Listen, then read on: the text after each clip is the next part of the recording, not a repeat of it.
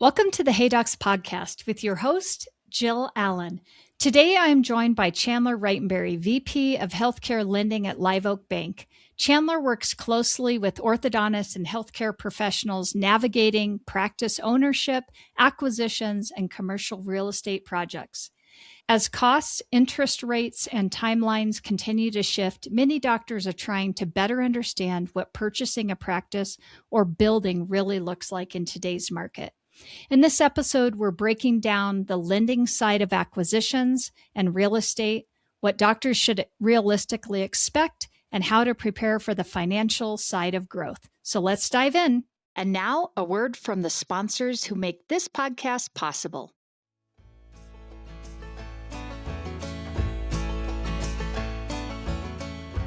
Are you thinking about opening an orthodontic practice? I know, it's a big decision. But saving 25% on the ADEC equipment you need to get started, that's an easy one. Because ADEC has a special program called Smart Start, designed to help you launch your first practice. You get up to 25% off your ADEC orthodontic equipment and furniture. You also get complimentary services to help you run and grow your business.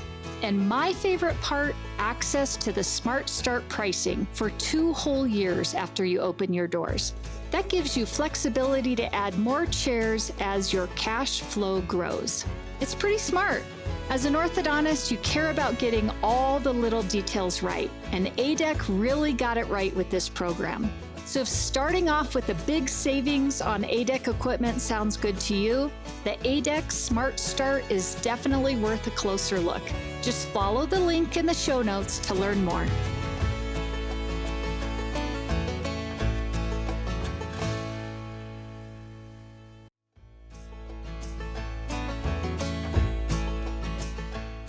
Want a cleaner workflow for orthodontic cases?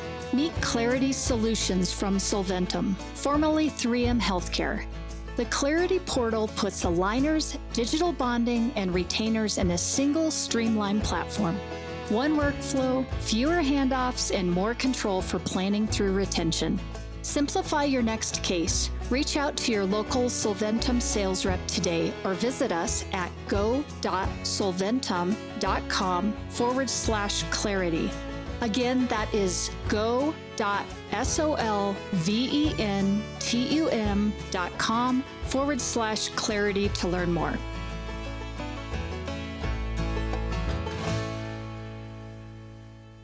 Chandler, I am so excited to have you back on Hey Docs. Thanks for being here today. Thank you for having me. I'm excited. Yes. So, the way I like to start off Hey Docs, in the event that somebody has not heard of you, have not met you before, has not talked to you before, would you mind just sharing a little bit about your background, what you do with practices, and your work with Live Oak Banks? Yeah, absolutely. So thank you for having me today. It's been too long, but My name is, I think it's been 3 or 4 years, but my name is Chandler Wrightenberry. I work with Live Oak Bank. We are headquartered in Wilmington, North Carolina. So I have been here for 12 years. I started out on our servicing team for about a year, did underwriting for a year, and then for the last 10 years have been on our healthcare lending team. So what we do here at Live Oak Bank on our healthcare team specifically is specialize in SBA, pretty much 7A lending. So small business administration lending, government guaranteed lending. And so we are actually the largest SBA lender in the country by volume. And I would definitely say probably the largest healthcare construction lender in the space by volume, probably doing $350 to $400 million of projects a year. So this is what we specialize in every single day. I'm having conversations with healthcare professionals all across the country, mainly doctors, dentists, orthodontists. And it's been a fun ride so far. It's been a fun ride. Yes, I love it. And I know every time we get together, we've got so much to talk about. And you've been in this industry for a while now and really seen things change with just our banking needs and what's been going on with the landscape there. And I want to talk a little bit about practices and doctors who are thinking about doing purchases, because I know I talk a lot about startups and we talk a lot about banking with leases and what it looks like from practice purchase loans and whatnot. But I want to talk more about if a doctor is considering purchasing, especially with land and property, and just kind of what does that look like now? What are some of the realities of what doctors need to be considering, costs and whatnot, but especially from a banking lens standpoint? If you wouldn't mind diving into that with us. Yeah, absolutely. And so, great question. And that is something that we here at Live Oak Bank focus on. That's really what I'm doing day in and day out. We are very niche focused. Where a lot of banks go horizontally, we go vertically. And we are doing a ton of commercial real estate purchases, ground up construction. And I can say over the last couple of years, we've had the best years that we've ever had. So it is a vibrant market. People are transacting and people are doing projects. With that said, there's a lot on the macro side in the economy that's going on right now. And it's always and that is always going to be going on, right? There's something geopolitically always happening. Yes. And so some of the things that I like to say, and I heard this quote while I've been on the road, but you marry the project and date the rate. Marry the project. Oh, I love that. That's so good. And date the rate. And Yeah. you know what I would say? So, and that kind of goes back, and also to tie that in is if it is your time, it is your time. You have to be ready for it. I'm not here, or Jill, you are not here to push somebody to go buy. Do I think it is an amazing opportunity if it's the right time for you and it's the right amount of debt and you can cash flow it appropriately and that monthly payment seems attainable? Absolutely. Right. Yeah. But you have to be the one to do that. Right. And if it's the project of your dreams and you're ready for it, go take it on. Because at the end of the day, there's a lot of things, outside factors like the geopolitical factors, stuff like that stuff is going to pass. Rates are going to go up. Rates are going to go down. Rates are going to go up. Rates are going to go down. So rates right now, I think, have been very stable over the last 2 or 3 years. Right after the pandemic, they went super low. Then they shot up, but now they're back down. They're stable. So I think that environment, that feels pretty healthy with where we are from a rate perspective. The big questions that we get asked are cost. And so I think when we were speaking on this probably 2 or 3 years ago, we do a lot of projects in Colorado where you're located. Yep. Cost per square foot for a TI job, it used to be $125 a square foot. Gone are those days. Gone are those days. And then it jumped to $150, and you were like, oh my goodness, they can't go higher. Yep. Oh yeah, it's a lot higher. But flash forward to today, and I would say over the last probably 2 years, prices have stabilized. I can say that because this is what we do day in and day out. And it depends on if you're in California, if you're in Texas, you're in Florida, if you're in Nebraska. Those are going to be different. But a standard TI job, let's just say within the Colorado market, which is a vibrant market, it's going to be $200, $225 a square foot for a TI job. Yep. And ground up construction might be $450 a square foot, all in, maybe to $500. And I think that's important to know because that is what it is going to be. That is the reality, right? And I like to have that conversation a lot on the front end with doctors. Let's rip the Band-Aid off. Let's have the conversation. We're not here to surprise you. There's no surprises. I don't want you to have sticker shock, but it might be sticker shock, but at least you know at the beginning and you can set that expectation with them and that understanding that this is what it's going to be. And now, do I really want to go pursue this project? So I still think the market is super healthy. I always think it's a good time to borrow money and do a project because, like I said, you can refinance that debt later. And you got to look at it as a long-term investment, right? I mean, it is really hard, or it is really common and easy to get caught up in the cost and the stress of it today. But there's a lot of people that we've done projects for, and they look back after 3, 4, 5 years. That first year was difficult to get to it, but they're always so happy. Now they have a place that they own. They control the wealth, the equity that they're building. And it's a long-term investment of 20 to 25 years that gives you a ton of optionality at the potentially end of your career. Do I want to sell this, or do I want to hold on to it and have a cash flowing asset? Yeah. And I think that really is the key right there when you look at that from an investment portfolio, when you're kind of looking at these assets. And I do love it. And I think we have had more and more doctors, to your point, that are doing and evaluating doing a purchase, whether it's a ground up or a purchase of a building, and doing a startup. And I think there's been a couple factors that have played into that.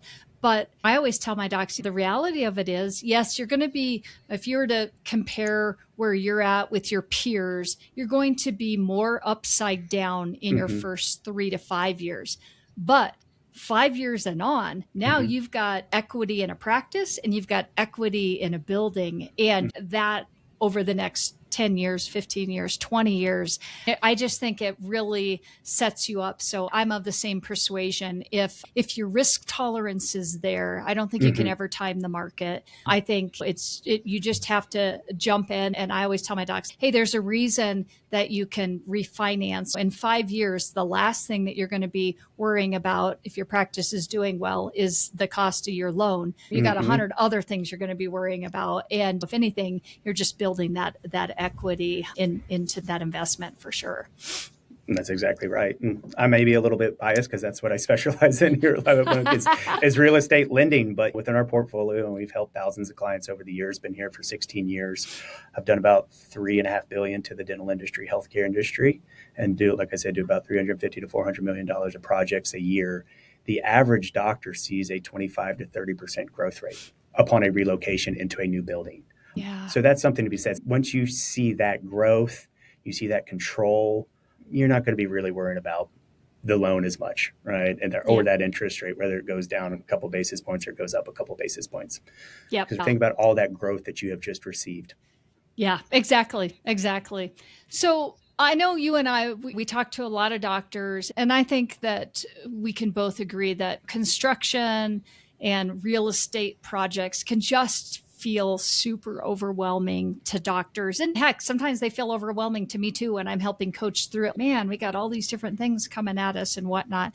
But I'm wondering from a bank standpoint, if you can talk to us about what do you think doctors should have an understanding of, or when they're looking at that, I think I might want to get into building out a property or purchasing a property. What are some of those key factors that you think they need to be putting their eyes on? Certainly. So I think first you got to build a team, and that team needs to have healthcare dental experience. They have to know. And every market has them. We lend nationwide. We're tied in with a lot of different people, whether that's the equipment specialist, whether that's the CPA, whether that's the consultant, whether that's the real estate agent that is helping on healthcare dental projects.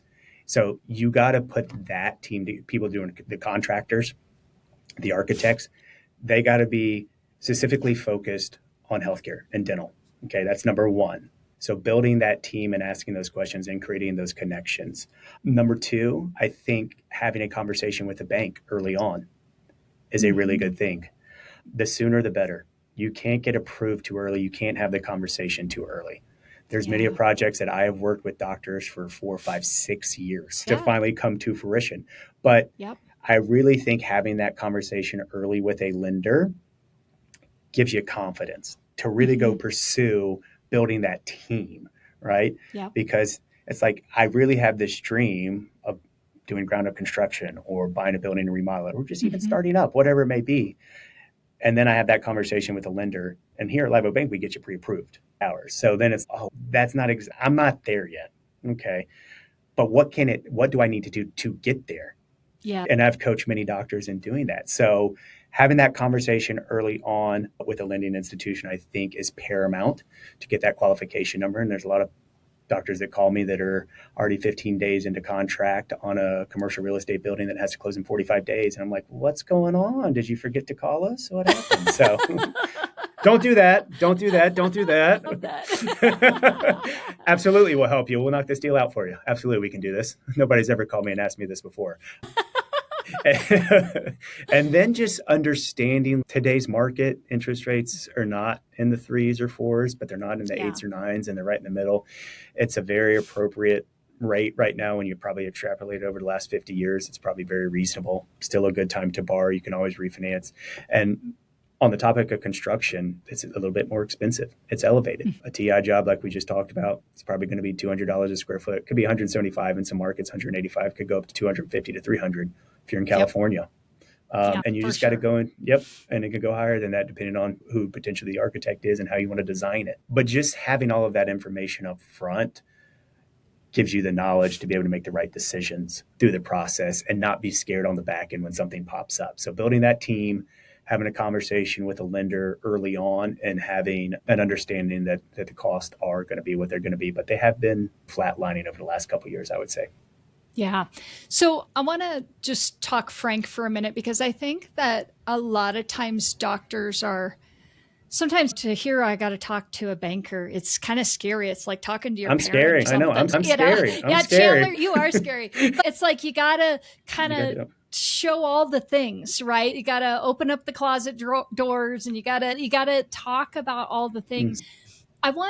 I'm wondering if you would just talk a little bit to the importance of just, and docs, I want you to hear me. You're Chandler and bankers, and you guys are here to help them hopefully get to their end goal, but you can't do it if all the cards aren't out on the table. And I think it's so much better if you can have that really candid conversation. And even if you're saying, hey, we got to have, I don't know, you tell me where it's at now, 10% for this deal to go through. And if the docs, I'm at X amount, but it'll take me X amount. I feel like that's so much better than not, oh, I don't want to share how much I have in savings, or, oh, I don't want to tell you if I've got revolving credit, or, oh, I don't want to, all the different things. Yeah. Can you speak to that a little bit and maybe put some of our listeners' minds at ease on it's okay to share everything so that you guys can have a good understanding of how you can actually help them? Because I think you guys can be very creative sometimes too, if you just have the full picture. Yeah. No, you're absolutely right. I think you said it well.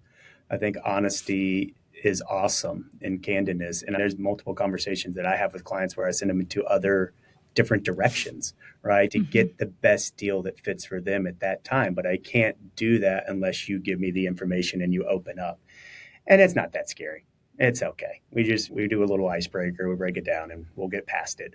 But no, giving that information is crucial, and being open and honest of where you want to go and what you want to do. And here at a lending institution, we're just not lending out money for the fun of it, right? We have guidelines in which we have to follow. And those guidelines are putting you in a place to succeed, but also putting the bank in a place to succeed to get repaid. So when we're extending this credit and we're asking these questions, it's from a place of you succeeding. And we want you to succeed. So we're not going to put you in a place where you should be over leveraged and not being able to perform. But open and honesty is how we get to that point. And like we just talked about, and I mentioned a little bit earlier, there's been doctors that I've been working with 3 or 4 years. Let's get to it. You're not there yet, and that's okay for you not to be there yet. But where do you want to go? And this is how you get there to be able to achieve the project that you want. And they call back and look at me. I'm doing 150 in collections a month. When we first had the conversation, we were at 60 in collections, and I'm more than doubled that. And I'm ready to do this project. And that's okay. It doesn't have to be today. It could be a year in the future, 2 years in the future. But what you said at the very beginning, we just got to be honest and transparent with each other. I'm not going to bite. Yeah. I love that. Yeah. And all the years we've known each other, I haven't heard of any biting incidents. So I think we're good. That's probably good because I work out of Wilmington, North Carolina. So I'm remote. So maybe that plays a bit factor. But made his way to Colorado. Yeah. And now a word from the sponsors who make this podcast possible.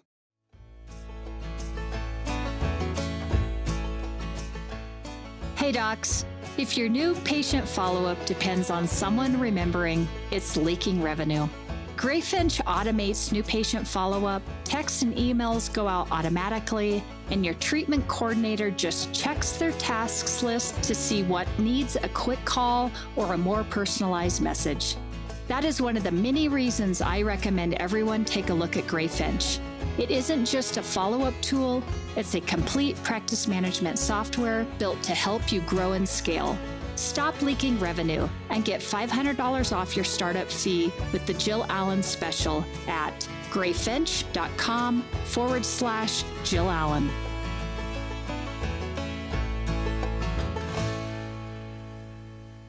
So let's fast forward now. We've got a doc that's moving forward with a project. And I think you and I both, we know that phone call comes in, the project's delayed, something is going on. I want you to talk a little bit about what realistic project timelines look like, especially when we're doing a purchase and we're doing or a ground up. And where do you think things, when you're working with your clients, and I can tell you where I think I see it, but see projects get held up when we get into the delay issue?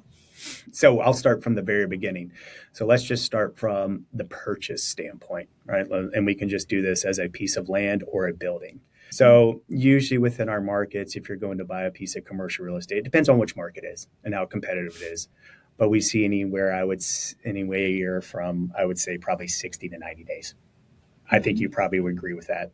It could be a little bit less than that in some competitive markets in rare situations where this is the perfect building and there's all these cash offers and we got to make a super competitive offer super quick and close faster. But 60 to 90 days on a building to close. And then I would say most of the time on land, you have a little bit longer because there's more due diligence that you have to do.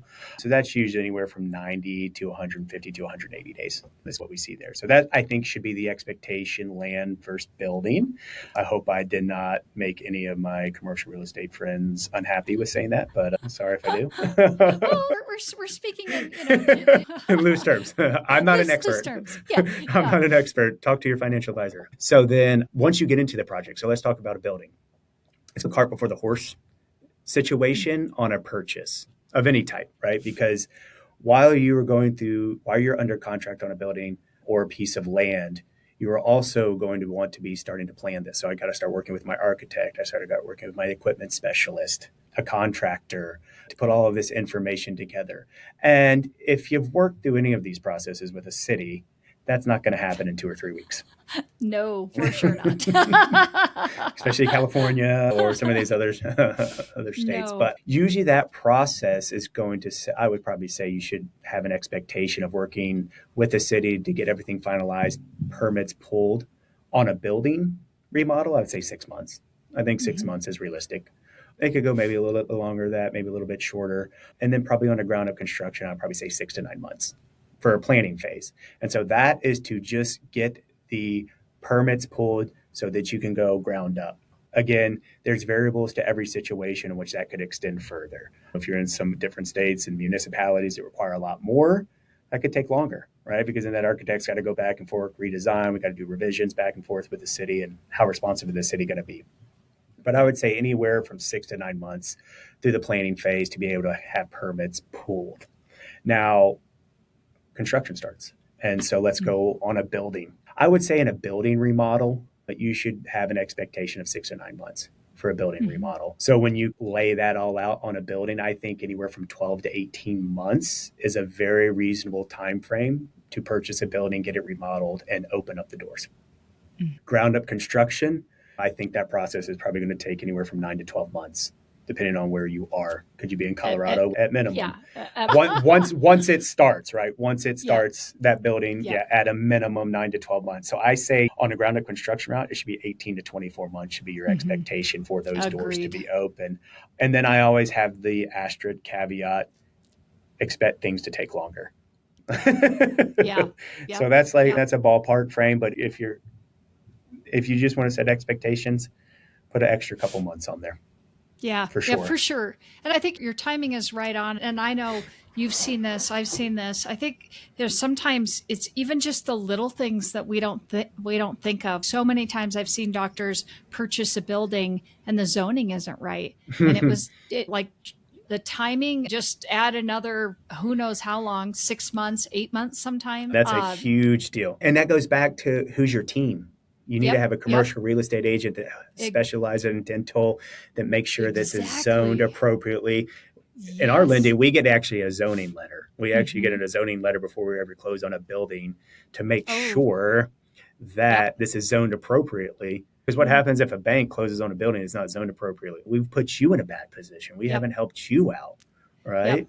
Yep. Yeah. And those are just the things. I love you saying that with your team, because it is so easy. And I got a friend that has a friend that can help me do this and that. And then boom, you've purchased it. And I did have a doc that had this happen where they did get all the way through purchase, wasn't zoned right. And boy, oh boy, did we run into some problems trying to get you got to get it rezoned. You got to go. Yeah, you got to go work with the city. And there's a chance that the city might not rezone that. Yeah. And you're just Yeah. stuck with an asset which you're going to have to sell again, probably take a Yep. loss. Yeah, exactly. So I think that those are good points. And again, it's exciting to have this dream and to look at moving forward with it. But we want to go in, I believe, to these projects eyes wide open as much as we possibly can.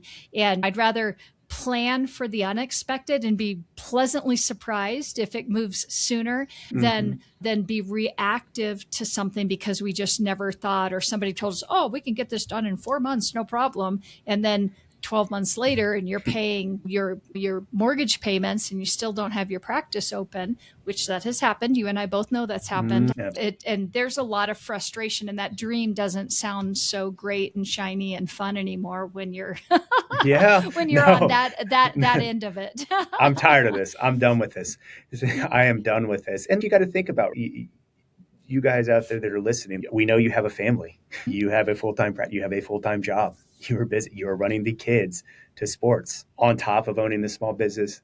Now you're taking on probably the biggest project of your life and probably the most amount of money that you're probably ever going to borrow at one time. That's a big deal. And like you just said, like you have to have the right team, you have to have the right expectation, you have to go into it eyes wide open, kind of expecting for the worst and then planning for the best. And I think that's a great way to approach it, but expectations have to be set appropriately. Yeah. And I think too, if you think about just the timelines that we laid out, this is what I love so much about when I have had doctors that have done startups in a lease. And usually our leases are set up for 10 years because to some extent it mirrors what our banking process is.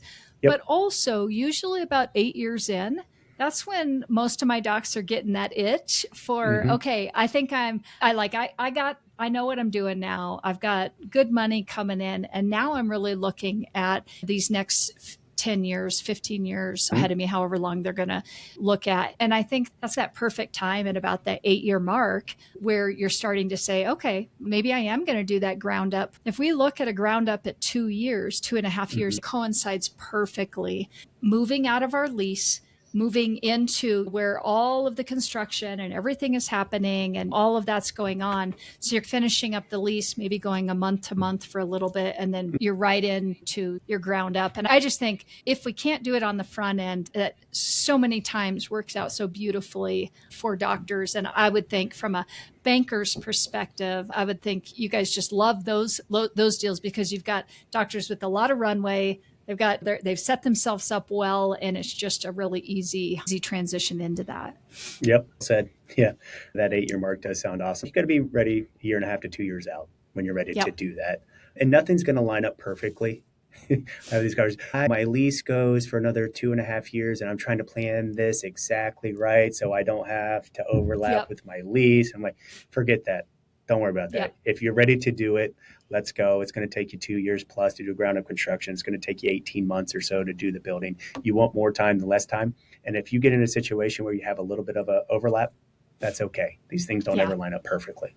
Yeah, exactly. And I think that kind of takes me into my next point, where when docs are thinking about that and they're looking at preparing for this purchase or this expansion, or ground up, whatever that's going to be, talk to us a little bit about what should they be thinking about from bigger, maybe financial mistakes. Maybe it's what should they be thinking about that way, or blind spots that they may not even be thinking about when they are looking at that, maybe what their future is going to be. Yeah, I think it's what we just touched on this whole time of what we've been talking about. I think starting that conversation earlier with the lender, if you are taking on one of these projects, save cash. Now, there's a lot of financing opportunities out there that can provide 100% financing for a large project like this. And we partake in that. But you can never have enough cash, enough safety net, right? Cash is king. Have that cash or invested, right? And so from a lending perspective, what we want to see in the way that we evaluate opportunities, and this goes back to our pre-qualification process and doing it earlier on, is, okay, you've been practicing for 8 years. You're an orthodontist. You're probably doing pretty well. Have you translated that income that you are making into your personal financial statement? Okay. That's the biggest thing that I look at when I get an application or I'm having a conversation with the doctor. How much cash do you have? How much assets have you built up? You're saying that you're doing 2 million in collections, and in an ortho practice, you run really good. You're probably making $1 million at the bottom line. Are those translating into cash? Is that translating into brokerage accounts? Is that translating into a retirement account? Do you have real estate? Do you just have cash on the balance sheet? So I don't think there's enough cash that you can save for a project like this or put it into assets. And that's one thing that's really big when you're going to a project like this. That's a really good safety net. Seeing around corners problems that you're going to run into, it's just construction. It's going to take longer. It's probably going to be more expensive. There's going to be issues with the GC. There's going to be an issue with the subs. You just got to go into it with that. And I can't tell you what you're going to see, but you are going to have an issue with that. And it's just going to be a little bit troublesome. But you got to get through it. And if you go into it understanding that, it would probably make it a lot easier. Yeah. Is that helpful? No, I think that's great.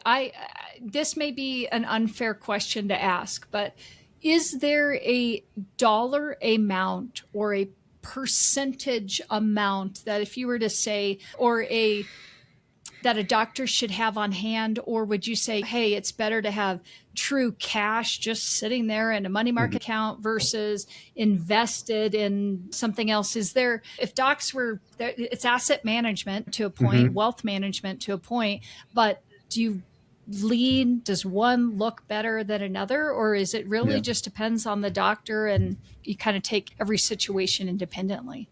Yeah. So I'm not a financial advisor, but me neither. I keep saying this. I don't know why this keeps popping up. I'm going to get in trouble. No, with SBA, and I can speak to this with government guaranteed lending, there's not necessarily a cash threshold that you have to have for an expansion. Okay. So we can offer up to 100% financing, but we're not looking at the balance sheet and saying, hey, okay, does it need to be 2%, 3%, 10%, 20%? Got it. I think a good rule of thumb, sure, 10%. Because I know a lot of the traditional lenders out there have that kind of 7 to 10% threshold that they like to see on your personal balance sheet just sitting there. So I think that's a good goal to have. But could you exceed 10%? Absolutely. You can't be physically responsible if you're going to go take on potentially the most debt that you're ever going to take on in your life. Prepare for this. And so we don't care if it's in cash. We don't care if it's in a money market account or if it's in a brokerage account. Honestly, put it in a brokerage account because then you're letting it ride with the market. Yep. And that's easy. We call it liquidity, right? How quickly can you turn this into cash? And so if you have stocks and bonds and stuff like that, you can turn that into cash tomorrow. So that's the way we're looking at it. Now, I don't want to touch your 401k. I don't want to touch your IRA. I don't want to touch all the retirement stuff. Let's keep that growing, leave that alone. But anything cash, savings, money market accounts, that's totally fine. Yep. Great. That's awesome. I know I put you on the spot there for a minute. No, I love it. That was a great question. So I know you and I could just talk about this, and this is where you and I live. Every single one of the clients that I work with, we talk about the financial side of it, and almost all of them, what are we doing? How are we doing this? But if somebody wants to learn more, they're like, okay, Chandler has definitely hit on some things, and he doesn't sound like he's going to bite. What's the best way that somebody could maybe just find out about what options are available for them? They've got a dream, and they just need to talk to somebody about that and get a lay of the land on what that could look like. What's the best way they can get a hold of you or Live Oak? And I say my cell phone. If you could provide my cell phone and provide my contact information. Yeah, perfect. We'll do that in the show notes. That's where I live. Yeah, do that in the show notes, 28337-1374. That's the easiest way to get in contact. And obviously I can share my email address, but I love having a conversation, whether you're looking to start up, whether you're an experienced doctor. And I'm here to steer you in the direction of where I think the best fit is. And I have partnerships, and you know this, Jill, with many lenders across the country. We work with all of them. We know what they do well, where it's a good fit, and where we would be a good fit. And at the end of the day, we just want to get you into the hands of trustworthiness, somebody that's trustworthy, building that relationship, and somebody that's going to take care of you and give you the right lending product for the project that you're taking on. Yeah. And that is a fun thing, I think, within our industry is I think really, truly, I get to connect with so many different people. And I've been so blessed to be able to just work with genuine people like you, Chandler, who really honestly are going to, if Live Oak doesn't happen to be the right fit, you're okay to steer them in the right direction. And I think that there's some peace in that, in knowing that we've got a lot of really great people out there working docs for you to get you guys in the right spot and move you to the right direction. And I have a lot of those conversations. And people are like, wait, in the first 5 minutes, you've told me you don't want to work with me? I'm like, it's not that I don't want to work with you, but I think there's a better fit out for you. And, in this day and age, everyone knows who the banks are too. And a lot of people are having conversations, and you should have multiple conversations with different lending institutions. You should never put all your eggs in one basket. Yeah. And honesty, all we have is time, right? So I want to save your time if it's not the best fit and get you into the hands of somebody that will be the best fit. Yeah, that's great. And now a word from the sponsors who make this podcast possible.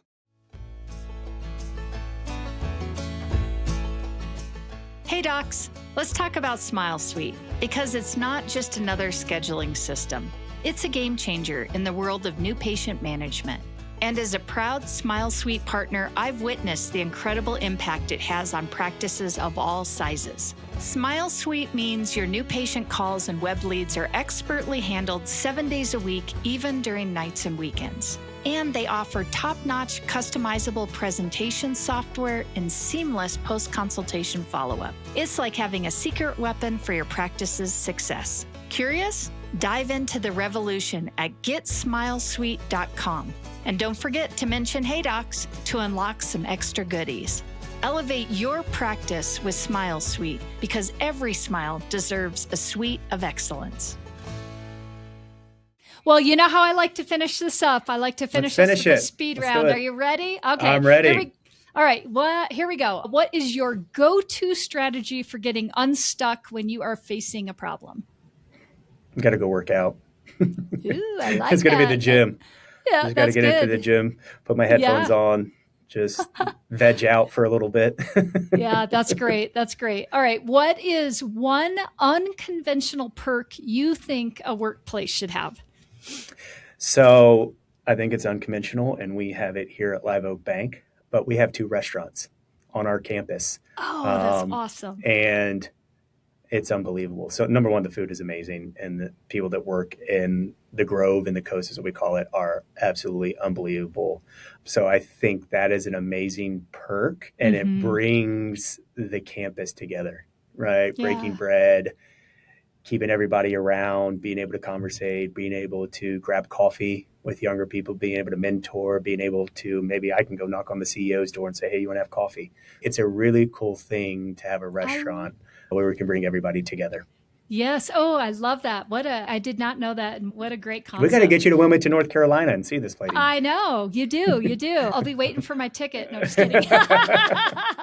All right. I'll get you a ticket. Yeah. All right, Jill. Okay. And then last one, what is one business idea that you have seen recently that you wish you had thought of? It's everywhere. Hey, it's a buzzword, I think, right? Have you heard about it? Have you heard about AI and how it's going to take over the world? So I guess I have to go with AI right now, because that's all I hear about. I agree. I totally agree. Chandler, it has been just such a pleasure having you on again. And let's not wait 3 years, okay? Let's do this again. So thank you so much for being on today. Jill, thank you so much for having me. This was a blast.